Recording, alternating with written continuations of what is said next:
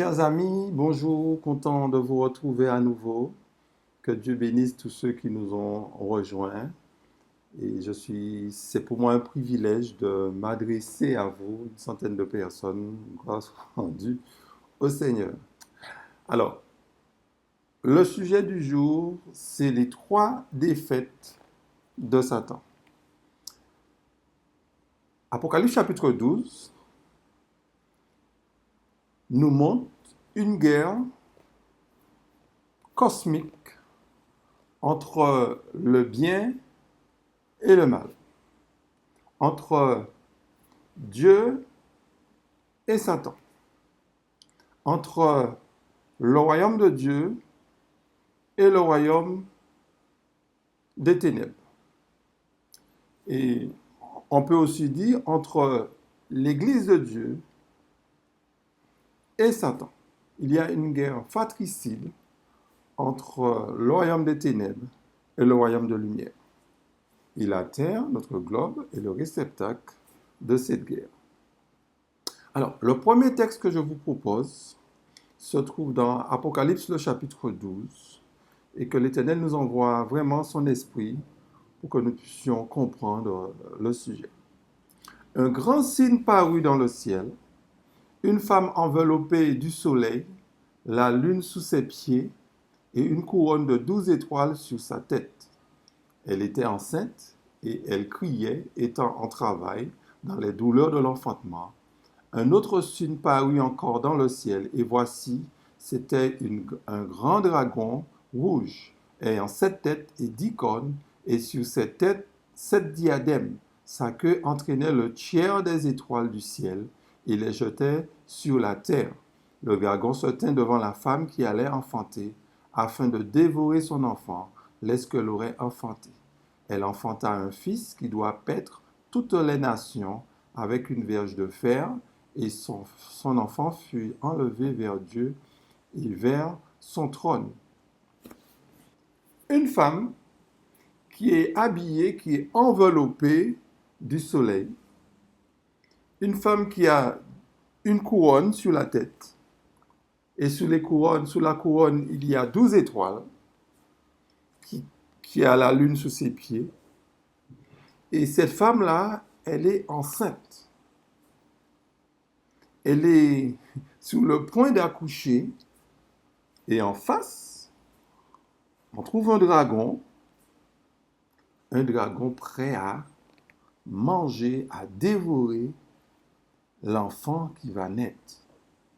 Ce n'est pas n'importe quel enfant, car cet enfant a un trône au ciel. Ok? Donc, que peut bien représenter la femme? Parce que c'est vrai, il y a beaucoup de détails qu'on ne va pas entrer, on ne va pas donner volontairement des explications, parce qu'il me faudrait à ce moment-là plus de temps. Et je ne veux pas trop être long dans mes études, dans mes vidéos. Et lors d'une étude sur Zoom, on pourrait éventuellement entrer dans plus de détails. Il n'y a pas de souci. Mais, que peut bien symboliser la femme? Ce n'est pas difficile à trouver. Dans le livre de Jérémie 6, le verset 2, « Belle et la délicate, je la détruis, la fille de Sion. » Donc la fille de Sion qui symbolise le peuple à l'époque, le peuple de l'époque, était comparée à une femme. Ok? À une femme.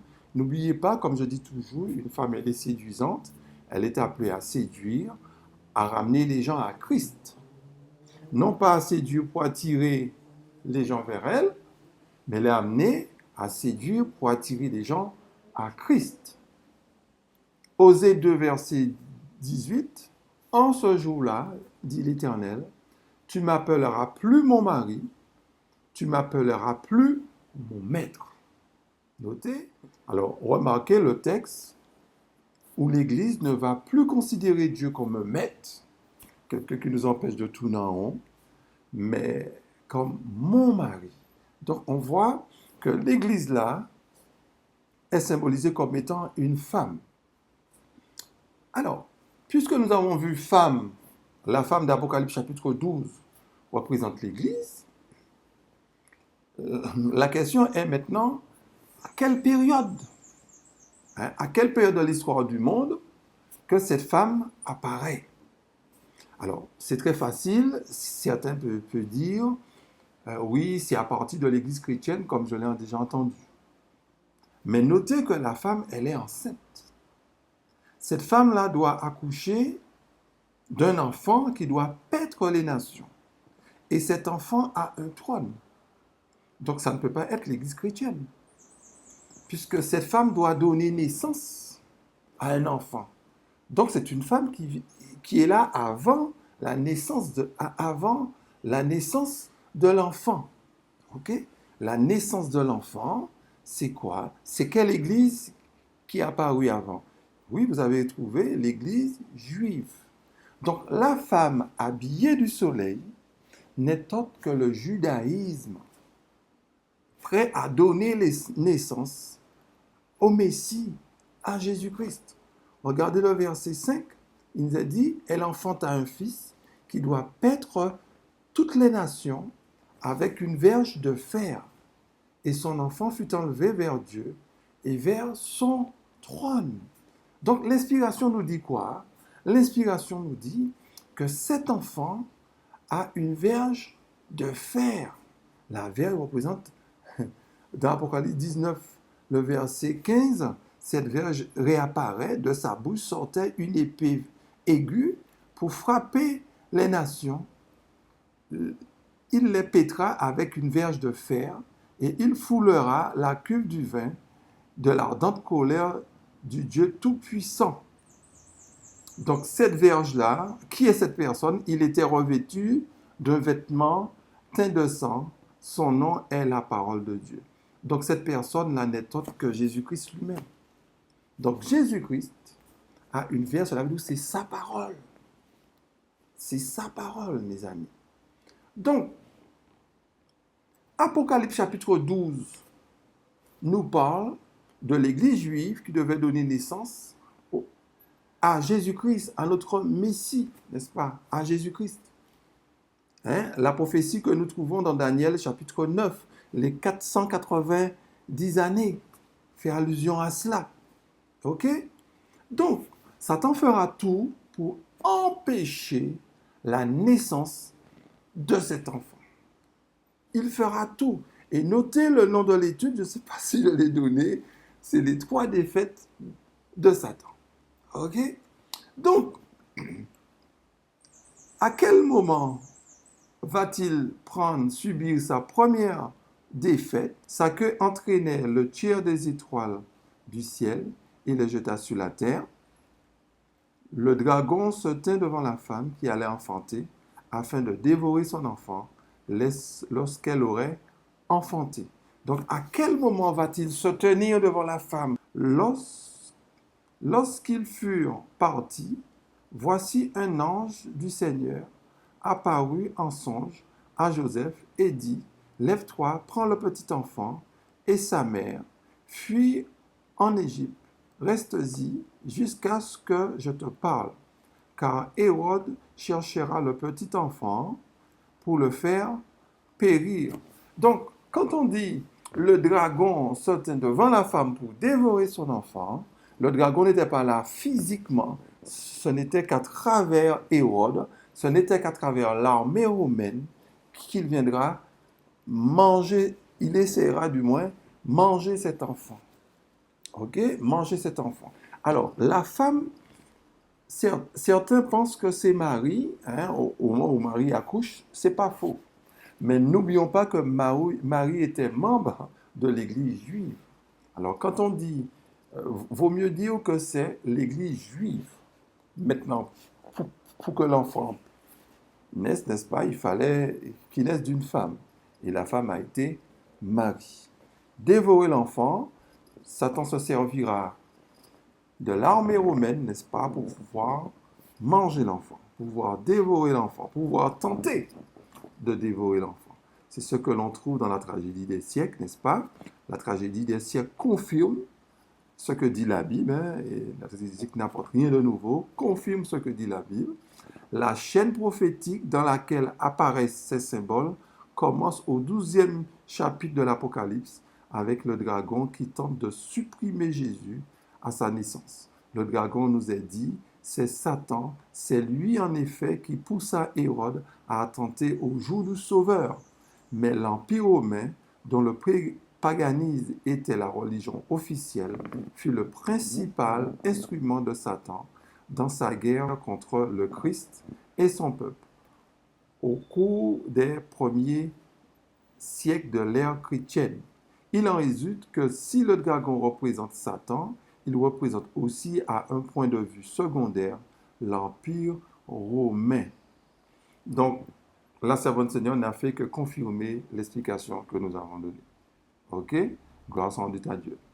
Alors, mes amis, c'est ici que Satan subit sa première défaite. Parce que n'oublions pas que le livre d'Apocalypse chapitre 12 nous présente 3 défaites que Satan va subir. Donc, la première défaite, il l'a subie au moment, n'est-ce pas, au moment de la naissance, au moment de la naissance de Jésus. Ok? La naissance de Jésus. Il a tout fait pour empêcher cette naissance, mais ce qui va se passer, Dieu quand même, par sa grâce, fera naître Jésus-Christ. Ok? Et le verset 6 du chapitre 12, « Et la femme s'enfuit dans le désert, où elle avait un lieu préparé par Dieu, afin qu'elle y fût nourrie pendant 1260 jours. » Alors, ce passage-là, nous allons revenir dessus, et quand nous allons aborder les autres versets. Mais le verset 6, nous allons le mettre en stand-by, vous allez comprendre pourquoi. Lisons ensemble le verset 7 jusqu'à 12. Il y eut guerre dans le ciel.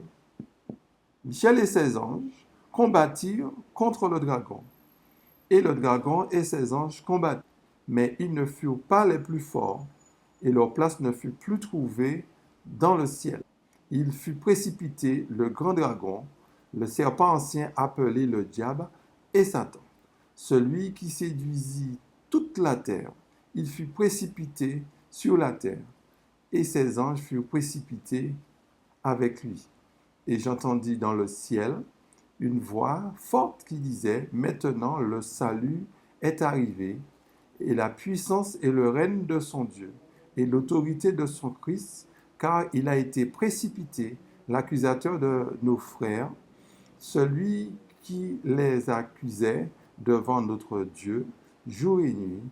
Ils l'ont vaincu à cause du sang de l'agneau et à cause de la parole de leur témoignage.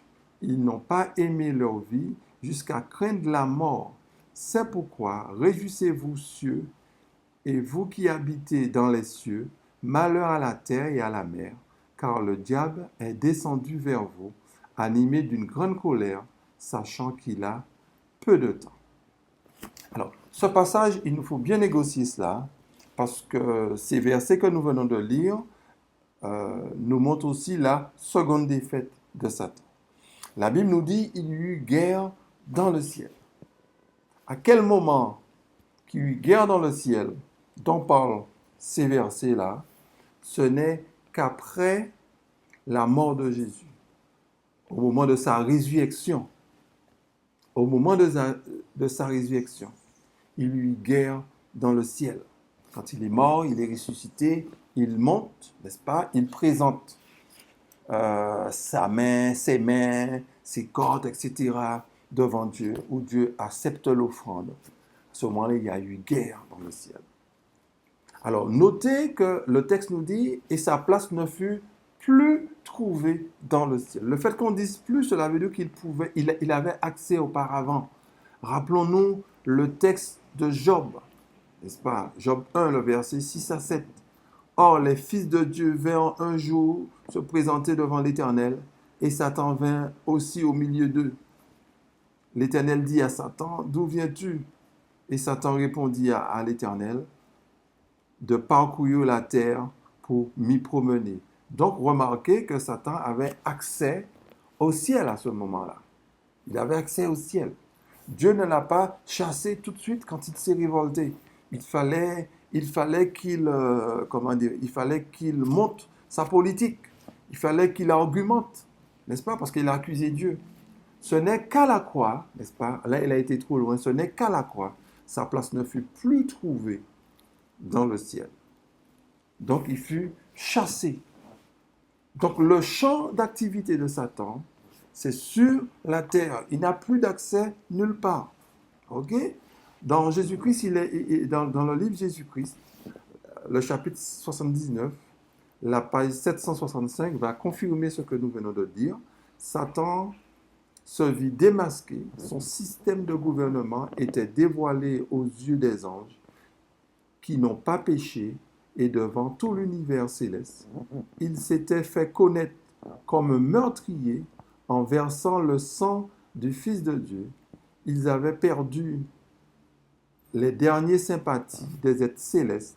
Néanmoins, son activité allait être restreinte. Quelle que fût son attitude, il ne pourrait plus accompagner les anges dans les parvis célestes et accuser auprès d'eux les frères du Christ, comme étant couverts de vêtements souillés par le péché. Le dernier lien unissant Satan au monde céleste était rompu. Donc, quand Satan est chassé du ciel, c'est là sa seconde défaite. Son but, c'était d'empêcher que Jésus meure pour la race humaine. Oui, mes amis, Jésus est mort pour la race humaine. Gloire soit rendue à Dieu. C'est pour cela que nous avons lu au verset 12. Réjouissez-vous, cieux, vous qui habitez dans les cieux. Malheur à la mer. Malheur à la terre, pardon. Malheur à la mer. Pourquoi? Car le diable est descendu vers vous. Donc son champ d'activité, c'est la terre. Mais quand on dit malheur à la terre n'est pas restée sans secours, mes amis. Jésus est là, mes amis. Jésus est au milieu de nous. Jésus ne nous a pas abandonnés. Jésus n'a pas fait le plus dur, entre guillemets, mourir à la croix, et puis après nous laisser. Non, il est avec nous. Jésus, sa grâce est là toujours. Mais Satan est descendu, et Dieu nous dit, il est extrêmement fâché. Il est extrêmement fâché. Il est animé, la Bible nous dit, d'une grande colère. Alors, puisqu'il est fâché, puisqu'il vient de subir 2 défaites, il n'a plus accès au ciel. Il n'a pas pu empêcher ni la naissance de Jésus, ni la mort de Jésus, ni la résurrection de Jésus. Parce que vous vous rappelez, il avait mis une pierre pour empêcher Jésus est ressuscité. Qui d'après vous que Satan va attaquer? Le verset 13 nous le dit, 13 à 14. Quand le dragon vit qu'il avait été précipité sur la terre, il poursuivit la femme qui avait enfanté l'enfant mâle. Et les 2 ailes du grand aigle furent données à la femme, afin qu'elle s'envolât au désert, vers son lieu, où elle est nourrie un temps des temps à la moitié des temps, loin de la face du serpent. Ça, mes amis, ça c'est clair. Là, nous voyons, puisque Satan, son champ d'activité, c'est la terre, il va s'attaquer à l'Église. Il va s'attaquer à vous et à moi, mes amis. Et croyez-moi, il n'y aura pas de repos pour l'ennemi. L'inspiration nous dit, il poursuivit la femme qui avait enfanté l'enfant mâle. La femme qui avait enfanté le mâle, ne pensez pas qu'il parle de l'Église juive, mais il faut plus voir l'Église de Dieu du moment. C'est vrai, quand la femme était enceinte, l'Église de Dieu, c'était l'Église juive, mais la femme qui avait enfanté l'enfant mâle, si ce n'est l'Église de Dieu. Et là, à ce moment-là, c'est l'Église chrétienne. Là, on change de période. Les 12 étoiles qui symbolisaient les 12 tribus de la femme qui était enceinte, mais au moment où la femme donne naissance à l'enfant, n'est-ce pas, où l'enfant est monté vers son trône, l'ascension de Jésus, les 12 étoiles-là symbolisent les 12 apôtres. Ça change, mes amis. Ça change, on n'a pas le temps d'entrer dans trop de détails, Mais ça change. Donc cette femme-là, elle est persécutée. Et quand vous lisez les Actes des Apôtres, on voit comment l'Église a été persécutée. Et l'Église sera encore plus persécutée. Et Satan se servira de Constantin, n'est-ce pas? Se servira de Constantin pour pouvoir persécuter l'Église. Et la Bible parle un temps, des temps, la moitié de temps. Et ça rejoint au verset 6 qu'on n'avait pas interprété. Donc le verset 13 à 14, on peut l'étudier ensemble, on peut mettre ensemble avec le verset 6 qui parle de l'Église chrétienne qui a subi la persécution et qui a été jusqu'au Moyen Âge, n'est-ce pas, avec la papauté. Satan ne veut pas voir, mes amis, les enfants de Dieu. Il fera tout. Si vous êtes consacré à Dieu, il va vous faire des rencontres qui vont affecter votre vie. C'est pour cela qu'il nous faut prier pour tout ce que nous demandons à Dieu. Tout ce que nous demandons à Dieu, il nous faut prier pour cela.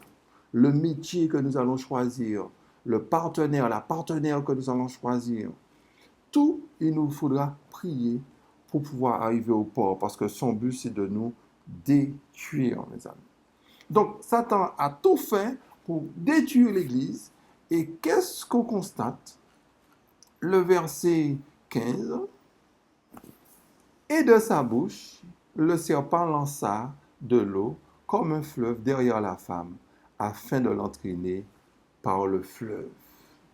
Satan, qu'est-ce qu'il va faire? Il va envoyer de l'eau, il va envoyer un fleuve. Il y aura tellement d'eau, on ne va plus reconnaître la femme. Son but sera de noyer la femme. C'est ça.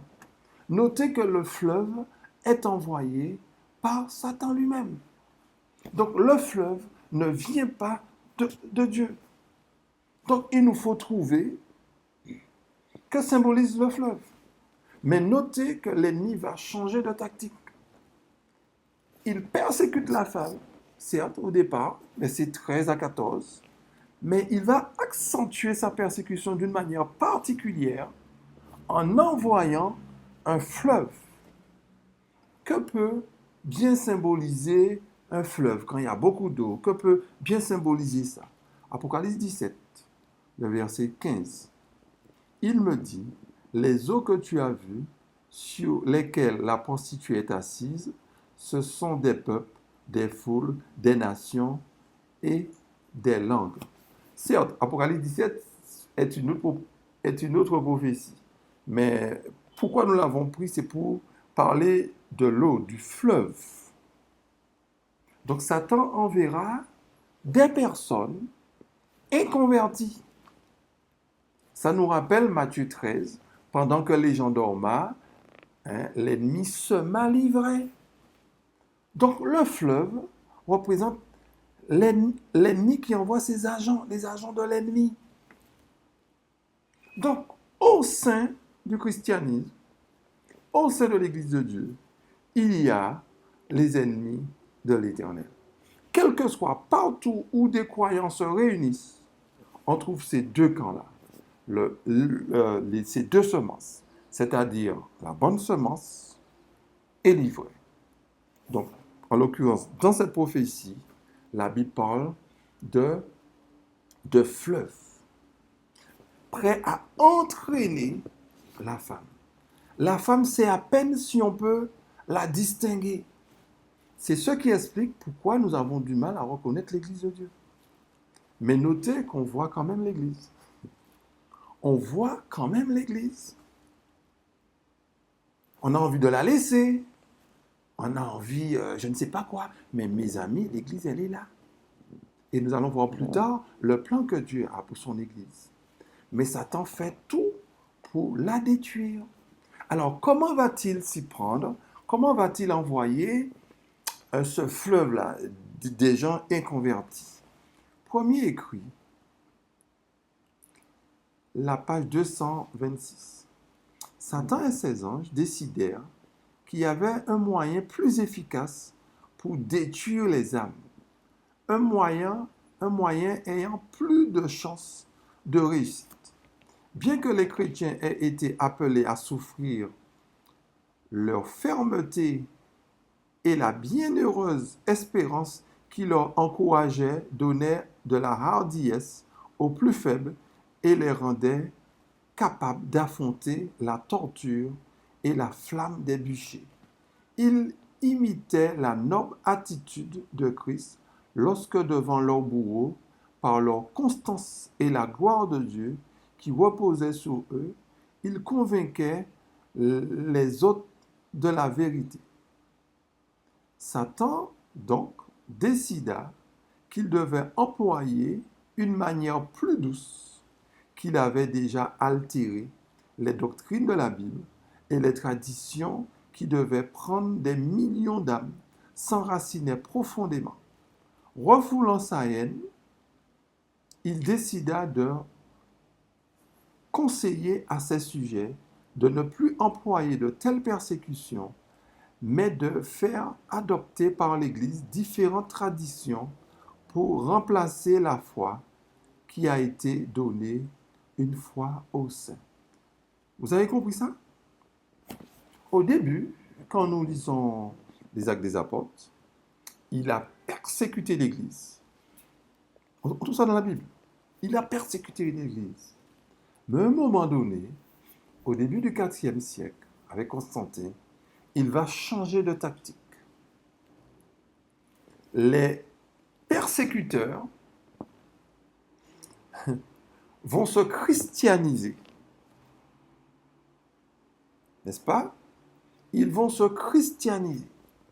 Et ils vont imposer tous ceux qui ne se font pas christianiser, ils vont persécuter ces personnes. Qui veut dire que les persécutés vont devenir demain des persécuteurs. C'est ce qui va se passer.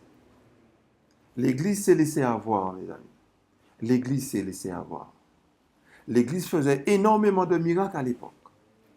Mais quand l'Église s'est laissée avoir, l'Église ne faisait plus de miracles.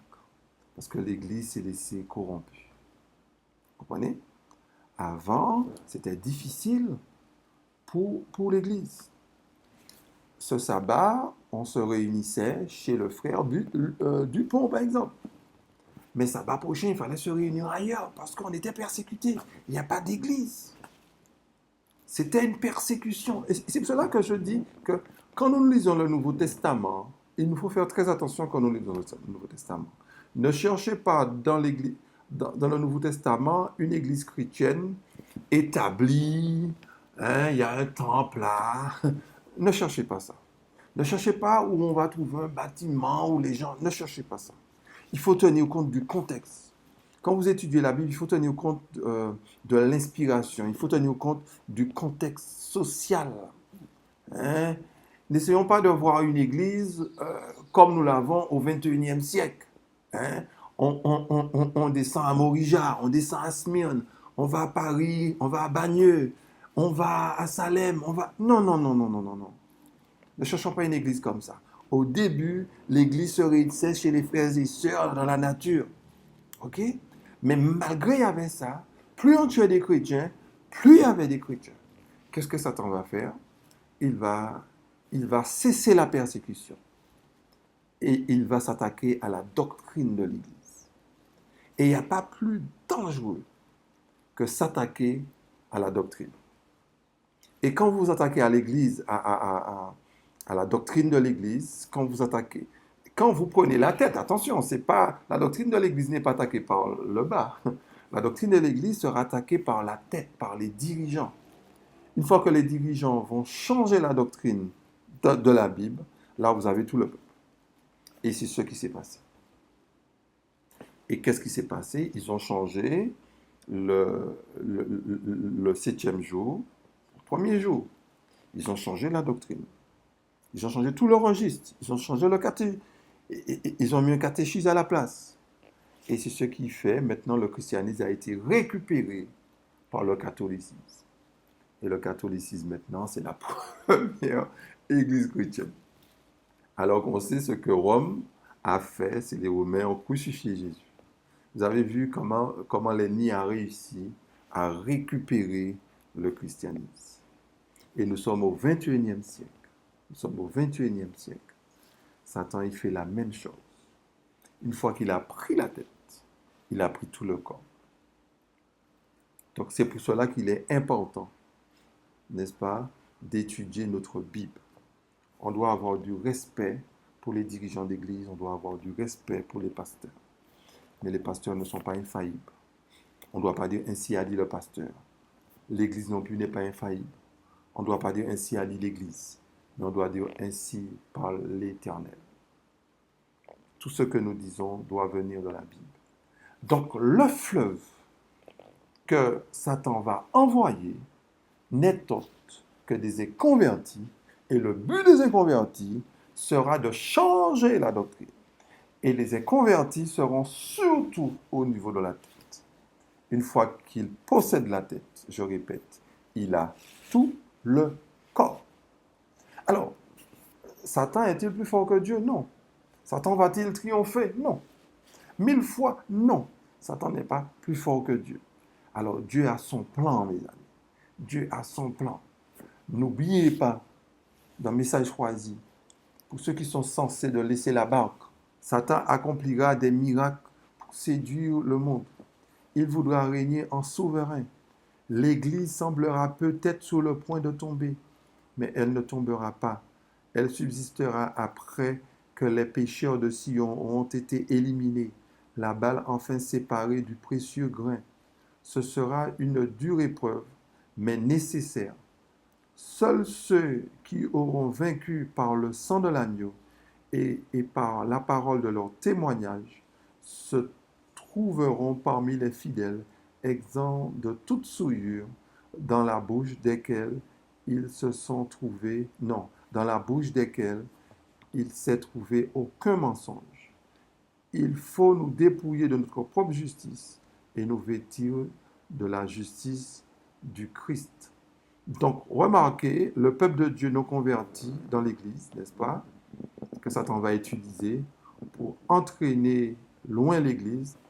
Donc, mes amis, nous voyons ici que l'Église semblera sur le point de tomber, elle ne tombera pas, elle subsistera. À quel moment? Quand Dieu aura enlevé tous les pécheurs de Sion. Après la purification, l'Église restera.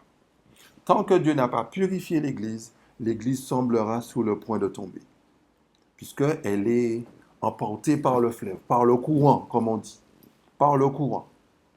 Mais que nous dit l'inspiration? Que nous dit la Bible, mes amis, au verset 16?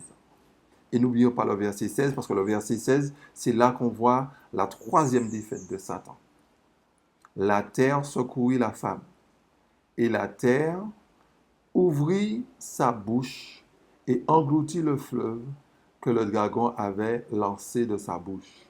Que nous dit l'inspiration? La terre secourue va porter secours à la femme. Ok? La femme, c'est l'Église. N'est-ce pas? Et l'inspiration nous dit, la terre va ouvrir sa bouche et va engloutir le fleuve. Pas la femme, le fleuve. Parce que le fleuve a été envoyé par Satan. N'est-ce pas? Va engloutir le fleuve. Et la femme sera débarrassée du fleuve, mes amis. Vous vous rappelez quand les enfants d'Israël murmuraient contre Dieu une fois, Dieu a ouvert la terre et la terre les a enterrés. La terre qui vient au secours de la femme, la terre qui va engloutir l'eau, c'est simplement la purification de l'Église, c'est le jugement des vivants. Vous vous rappelez de ça à l'époque d'Israël, mes amis? Dans Nombre, la terre a englouti tous ceux qui murmuraient. C'est un jugement des vivants. Ils étaient vivants, ils ont subi un châtiment de Dieu. Donc c'est la même chose. C'est Ézéchiel, le chapitre 9.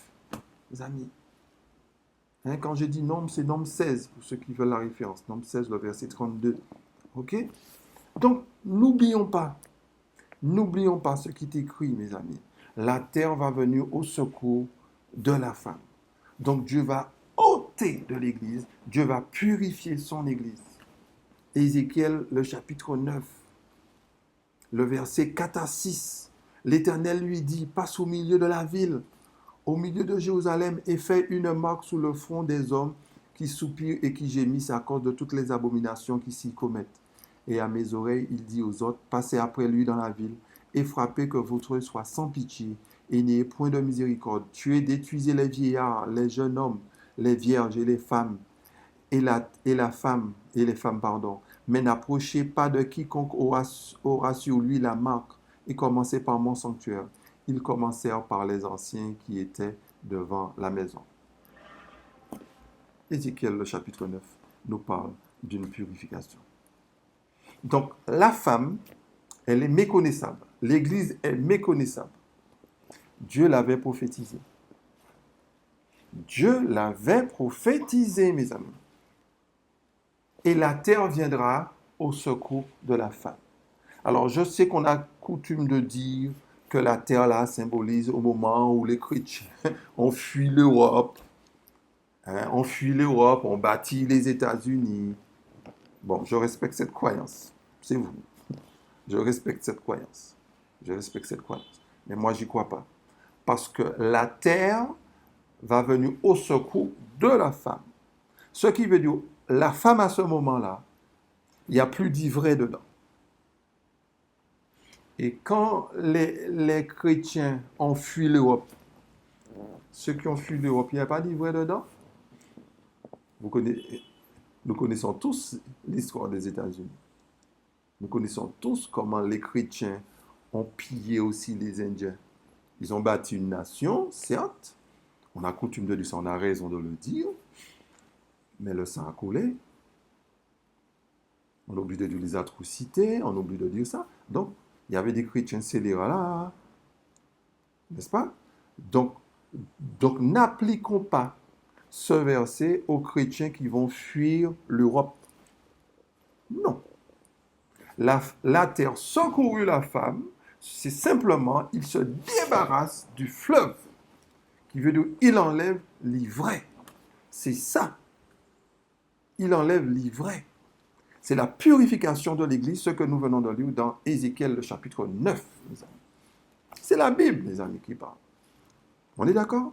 C'est la Bible qui parle. Certes, il nous faut vérifier à la tête reposée toutes les informations que je vous donne. Mais notez que le fleuve est ôté parce que l'eau, c'est la terre qui engloutit. Et rappelons-nous, quand il pleut, hein, quand il y a énormément d'eau, où par l'eau? Par la terre. L'évaporation, mais aussi la terre. Donc l'image, elle est belle. Si vous permettez l'expression. Donc, la terre va enterrer, mes amis, tous les méchants. Tous les méchants. Et le verset 17. J'ai reçu énormément de questions sur le verset 17. Et je vous remercie d'avoir patienté pour ma réponse. Et le dragon fut irrité contre la femme. Et il s'en alla faire la guerre au reste de sa postérité, à ceux qui gardent les commandements de Dieu et qui ont le témoignage de Jésus. Négocions bien ce texte. C'est vrai, ce texte est pris pour parler de notre Église au début, après le désappointement, puisque notre Église garde les commandements de Dieu en la foi en Jésus. Donc on peut anticiper, on peut donner une application à ce texte. Mais s'il faut donner une application chronologique à ce texte, s'il faut respecter le contexte, le texte nous dit « Et le dragon fut irrité contre la femme ». Pourquoi il fut irrité? Parce que le fleuve a disparu. Il n'y a plus d'ivraie chez la femme, il n'y a plus d'ivraie dans l'église. Il est fâché. Mais notez, il n'attaque plus la femme. Il ne peut pas attaquer la femme. Parce que l'Église est protégée. L'Église est protégée là. Dieu a débarrassé l'Église de l'ivraie. Donc l'Église, Satan n'a plus accès à l'Église. Donc il est irrité. Mais qu'est-ce qu'il va faire? Il s'en alla. Notez, il s'en alla. Ce qui veut dire il laisse la femme tranquille. Puisqu'il ne peut plus avoir accès. Il s'en alla faire la guerre au reste de sa postérité. Parce qu'au moment d'Ézéchiel 9, au moment de la purification, Dieu a des enfants dans Babylone. Donc Satan fera tout pour empêcher aux enfants de Dieu, parce qu'il connaît les prophéties. Quand l'Église sera purifiée, il connaît les prophéties, il fera tout pour empêcher à la grande foule de sortir. Donc il va s'attaquer aux enfants de Dieu qui se trouvent dans Babylone. Dans Babylone. Et ces enfants de Dieu seront appelés, non seulement à avoir la foi en Jésus, mais seront appelés à garder les commandements de Dieu. Seront appelés à avoir la foi en Jésus et à garder les commandements de Dieu. Donc, le verset 17 est une prophétie. Mais Dieu purifiera l'Église et l'inspiration nous dit, une fois que l'Église sera purifiée, Satan sera fâché, après, il ne pourra plus attaquer l'Église. L'Église, la Odyssée, n'est-ce pas, débarrassée, n'est-ce pas, de tous ceux qui sont de la condition laodicéenne, n'est-ce pas, à ce moment-là, l'Église aura un autre nom, n'est-ce pas, et l'Église pourra prêcher le grand Christ. Ésaïe 66. Voici, car voici, l'Éternel arrive dans un feu, et ses charges sont comme un tourbillon. Il convertit sa colère en un brasier, et ses menaces en flammes de feu. Là, nous voyons la venue de l'Éternel. L'Éternel arrive. Mais il vient faire quoi? Verset 16. C'est par le feu que l'Éternel exerce ses jugements. C'est par son glaive qu'il châtie toute chair. Et ceux que tuera l'Éternel seront en grand nombre. Donc, verset 15, l'Éternel arrive. Verset 16, l'Éternel vient exercer un jugement. Il vient tuer un grand nombre. S'il vient tuer un grand nombre, cela sous-entend, il y aura un reste. Verset 16. Ceux qui se sanctifient, ils se purifient dans les jardins, au milieu desquels ils vont un à un, qui mangent de la chair de porc et des choses abominables et des souris. Tous ceux-là périront. Notez que ceux qui vont périr lors de la venue de l'Éternel, quand il va exercer son jugement, n'est-ce pas, sont des gens qui se sanctifient, ils se purifient. Mais non pas à travers la parole de Dieu, mais à travers la nourriture impure. La nourriture impure, on peut comparer à des souris et des porcs. Et si on mange des choses, la nourriture impure, nos œuvres et nos pensées seront mauvaises, puisque c'est ce que dit le verset 18. Je connais leurs œuvres et leurs pensées. Le temps est venu de rassembler toutes les nations et toutes les langues. Elles viendront et verront ma gloire. Donc pourquoi l'Éternel arrive? Parce que le temps est venu de rassembler toutes les nations, pour que les nations puissent voir sa gloire. Mais pour que les nations puissent voir sa gloire, il faut qu'il vienne avant. L'Éternel viendra et il va tuer un grand nombre.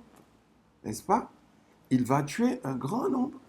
Et le verset 19 nous dit, je mettrai un signe parmi elles, le elle là tout pluriel, donc je mettrai un signe parmi les nations, et j'enverrai leur échappée vers les nations, à Tarsis, à Pul, à Lude, qui tirent de l'arc, à Tubal et à Javan, aux îles lointaines qui jamais n'ont entendu parler de moi et qui n'ont pas vu ma gloire, et ils publieront ma gloire parmi les nations. Ils amèneront tous vos frères au milieu de toutes les nations en offrande à l'Éternel, sur des chevaux, des chars et des litières, sur des mulets et sur des dromadaires, à ma montagne sainte, à Jérusalem, dit l'Éternel. Comme les enfants d'Israël apportent leurs offrandes dans un vase pur à la maison de l'Éternel. Donc notez là que le verset 19 nous dit, je mettrai un signe parmi elles, parmi les nations auront un signe au moment de la purification. Et l'inspiration dit, j'enverrai leur échappée vers les nations. Donc, remarquez avec moi, la venue de l'Éternel au verset 15 n'est pas son retour en gloire. C'est sa venue dans son temple. N'est-ce pas? sa venue de son temple. C'est le fleuve qui est englouti. C'est la terre qui vient au secours de la femme. C'est ce que nous voyons dans Ésaïe 66. Le texte nous dit, j'enverrai leur échappée vers les nations. Quand Jésus revient au témoin d'un doute, Jésus n'envoie pas des gens prêcher l'évangile. Et vous allez demander à nos bien-aimés conducteurs, ils vont vous dire, ah mon frère, le verset 15 et 16, c'est le retour de Jésus. Mais s'il vous dit ça, il dit, mon frère, comment tu expliques le verset 19? Le verset 19, je mettrai un signe parmi elles et j'enverrai leur réchapper vers les nations. Le texte parle de reste. Si on parle de reste, cela sous-entend qu'il y a une soustraction. Puisque le verset plus haut nous dit, c'est le verset 16, et ce que tuera à l'Éternel sera un grand nombre. Donc l'Éternel ne tue pas tout. Donc du verset 15, n'est-ce pas, au verset 16, nous avons, du verset 15 jusqu'au verset 19, nous avons une première moisson. Et à partir du verset 19, nous avons, jusqu'au verset 20, nous avons une seconde moisson. OK? Nous avons une seconde moisson. Et c'est ce que l'on trouve dans Apocalypse 18, le verset 4. Et j'ai entendu du ciel une autre voix qui disait, sortez du milieu d'elle, mon peuple, afin que vous ne participiez point à ses péchés et que vous n'ayez point part à ses fléaux. Donc, nous avons encore le grand cri. Le grand cri est prêché. Donc, le reste qui est parlé là, la postérité de la femme, Dieu a des enfants partout. Dieu a des enfants chez les bouddhistes, chez les catholiques. Dieu a des enfants chez les pentecôtistes. Dieu a des enfants chez les hindous, chez les athées, etc., etc., etc., etc. Dieu a des enfants partout. Il y a des siècles nous dit, mais nul ne sera l'objet de la réprobation divine avant d'avoir eu l'occasion de connaître la vérité et de la rejeter. Une foule de gens qui n'ont pas encore entendu la vérité spéciale destinée à notre temps, l'obligation d'observer le 4e commandement ne leur a jamais été présentée sous son vrai jour. Celui qui lit dans les cœurs et voit tous les mobiles ne permettra pas à que ceux qui aiment la vérité ignorent l'enjeu et les conséquences du conflit. Le décret ne surprendra personne. Chacun recevra suffisamment de lumière pour pouvoir prendre position en connaissance de cause, mes amis. Donc là, nous voyons que le reste dont parle le verset 17 se trouve dans les autres dénominations. C'est après la purification de l'Église. Oui, nous appelons l'Église du reste par rapport au désappointement de 1844, mais de ce reste sortira un autre reste. Dieu a des enfants partout. Notez le reste au pluriel. Dieu a des enfants partout, mes amis. Donc, la bonne nouvelle de l'Évangile, mes amis, Satan subit une 3e défaite parce que son but, c'est d'empêcher la purification de l'Église. Une fois que l'Église sera purifiée, il sait que les événements iront très, très, très, très vite, mes amis. Très, très, très, très vite. Donc, résumons.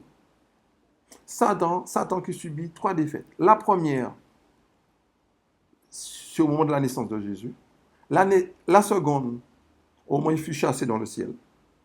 Et la 3e est à venir. Donc, dans Apocalypse chapitre 12, il y a 2 défaites qui se sont déjà réalisées. Il y a une 3e qu'il subira.